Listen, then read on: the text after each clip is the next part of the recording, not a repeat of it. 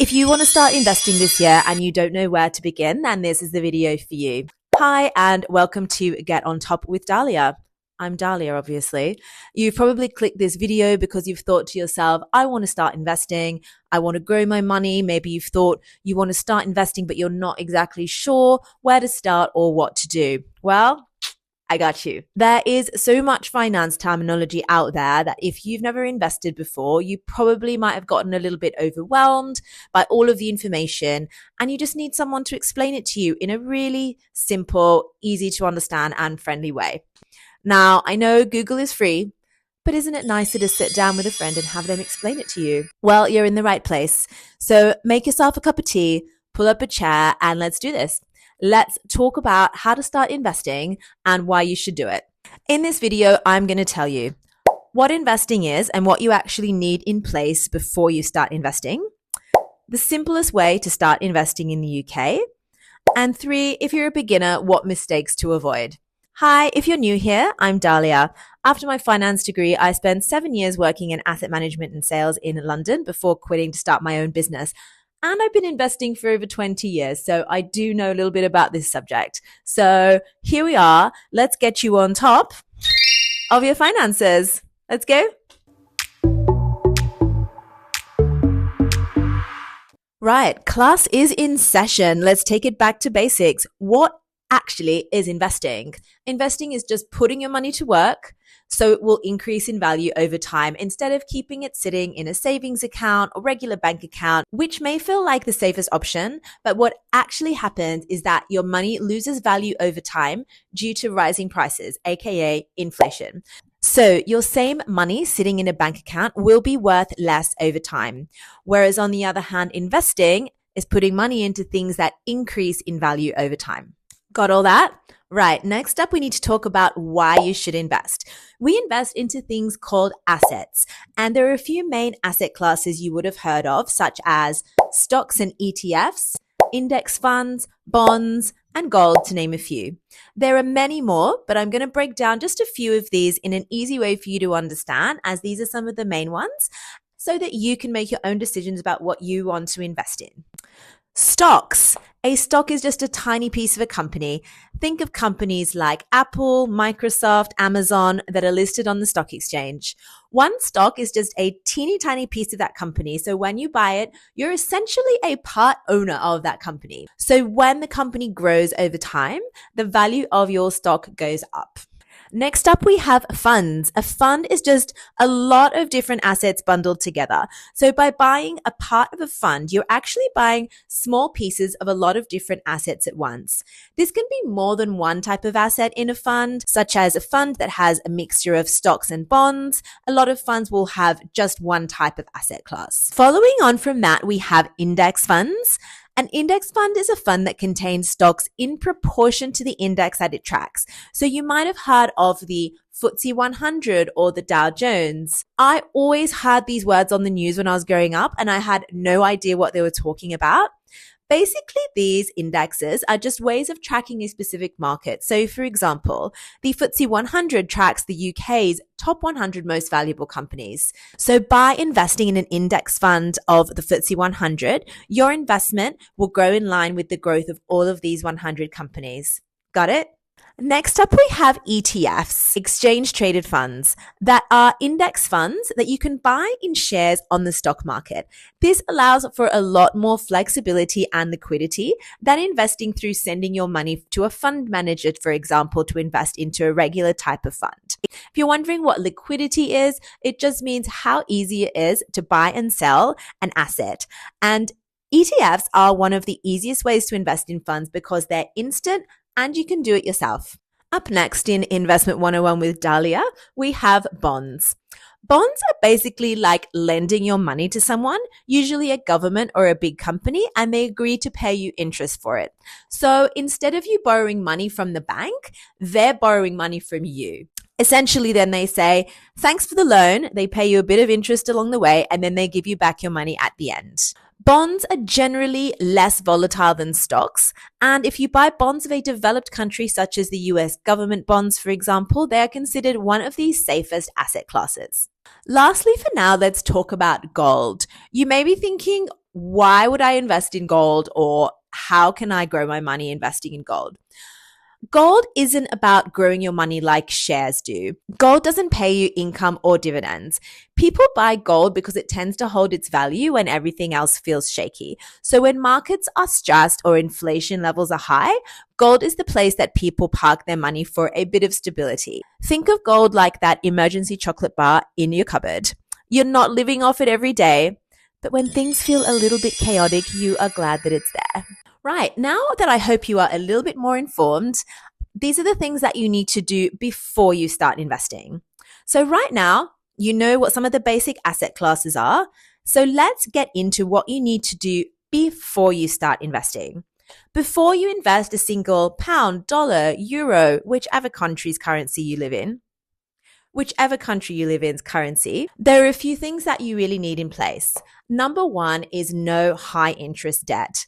If you're carrying credit card debt at 20% or more, please pay that down first, because there are very few investments that reliably beat that percentage. And there is no point in putting your money into something that's going to grow, for example, 8% a year, if you're paying off something else that costs you 20% a year.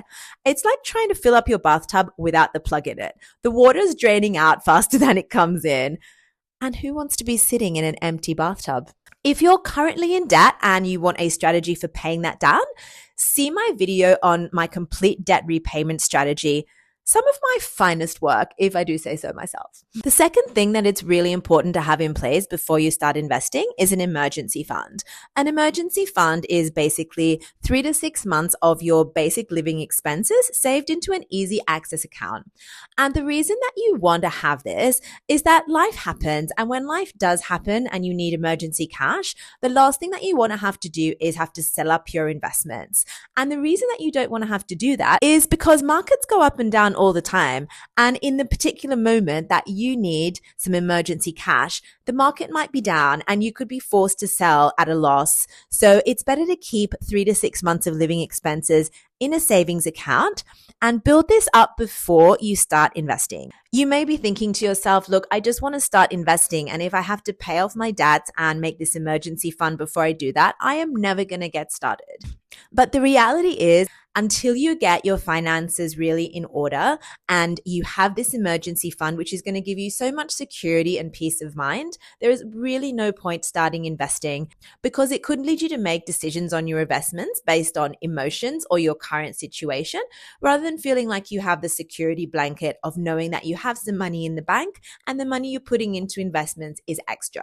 The third thing I want you to have before you start investing is a long-term mindset. Mindset is so important to long-term wealth building. Don't think of investing as money that you'll need next month or next year. Ideally, investing has a minimum time horizon of 5 or more years, preferably much longer. If you have these 3 things in place, we're ready to start investing. Let's go. Next up, we're going to talk about the best way for you to start investing. This is a UK-focused channel, so I'm going to tell you how to get started in the UK. If you're starting out investing for the very first time, don't worry, I am going to hold your hand. This is exactly the steps that I would take and what I would do if I had no investment experience. The first thing that I would do is download an investing app. Now, there are so many to choose from, so have a look on the App Store and find one that suits you. But a few good ones are Moneybox and Plum.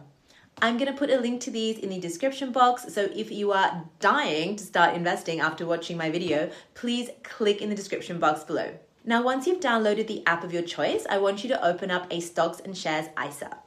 An ISA is an individual savings account, and in the UK, this gives you up to £20,000 a year of tax-free investing.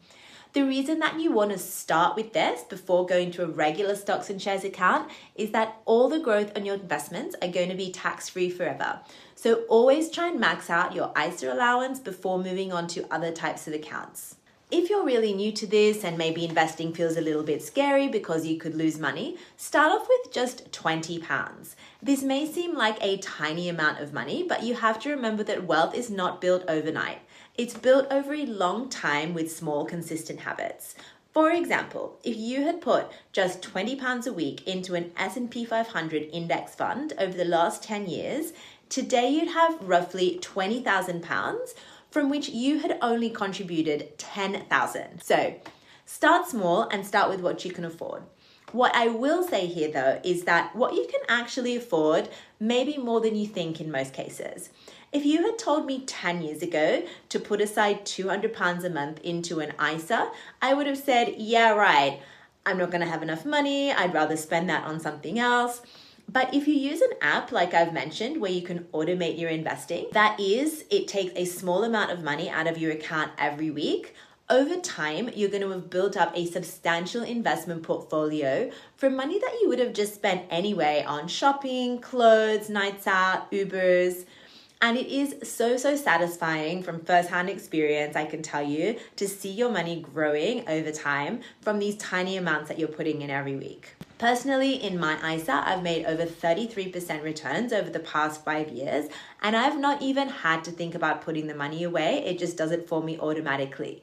I started out with just £20 a week and increased it to £50 a week. So that may seem like a tiny amount to you, but over the years, I've built up a portfolio of tens of thousands of pounds. Consistent investment habits matter so much more than how much money you actually put in. So what should beginner investors actually invest in? This is where so many people get overwhelmed, so I'm going to keep it really simple.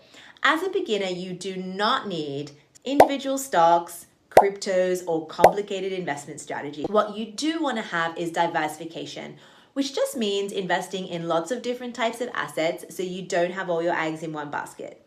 So, for example, if one type of asset goes down in value, like stocks, then another asset, such as gold or bonds, might go up. Therefore, you're spreading the risk and reducing your losses.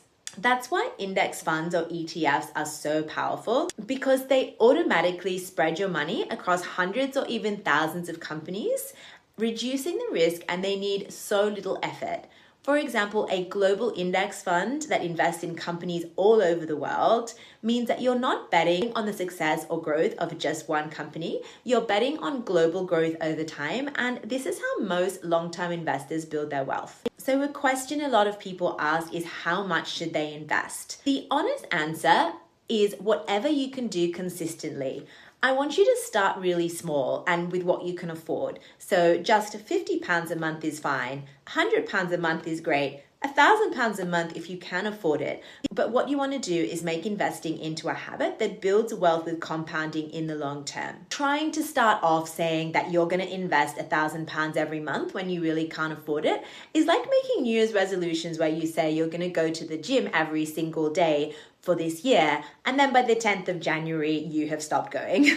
The most important thing in investing is to make sure that it's automatic, that it suits your lifestyle and you can afford it, and you don't feel stressed doing it.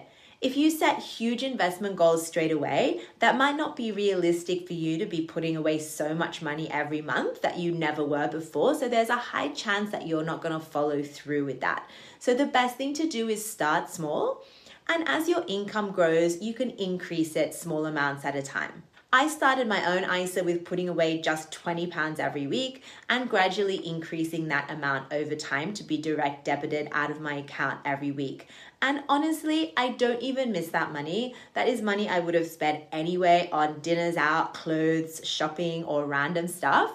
And seeing that money now having grown to tens of thousands in an ISA account is so satisfying. Investing is not about being perfect, it's about showing up regularly. So after this little video, I hope you feel like you understand the terminology around investing a little bit better, and that you have some confidence that you can start with just small amounts of money and you don't need to pick stocks or have any technical knowledge to start investing. All you need to do is download an app and set it up to start building your wealth for you. I hope you found this helpful. I'll be dropping new videos every week on personal finance, money, and investing. So if building wealth and getting financially literate is on your goals list for this year, then please do drop me a follow and let's get on top of our finances. Ciao for now.